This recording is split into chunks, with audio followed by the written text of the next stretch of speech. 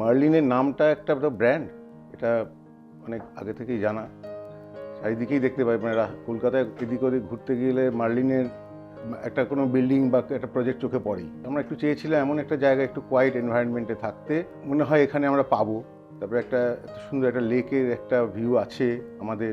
আমার এই মার্লিনের এই প্রজেক্টটা ভালো লেগেছে কারণ এখানে 3 BHK 3 টয়লেট, ডাইনিং কাম ড্রয়িংটা বেশ অনেকটাই বেশি আর কি মনে হয়েছে আমার, মানে যতটা আমার প্রয়োজন মনে হয়েছিল। তো এছাড়া সব থেকে বেশি আমার যেটা ভালো লেগেছে সেটা হলো টেরেস, ওপেন টেরেসটা। আমি মানে মার্লিনের আগে আমি অনেক প্রজেক্টে দেখেছি, আমারও ইচ্ছে ছিল এরকম একটা ওপেন টেরেস হোক।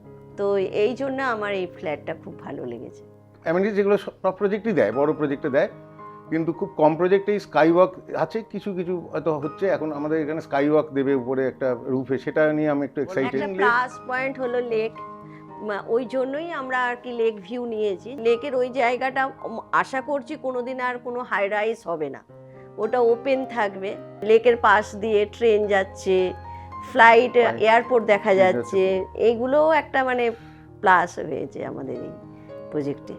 কানেক্টিভিটিটা একটা অসাধারণ, এবং বিটি রোডে তো বাসের কোনো শেষ নেই, সব দিক দিয়েই মানে কানেক্টিভিটিটা একটা খুবই প্লাস পয়েন্ট।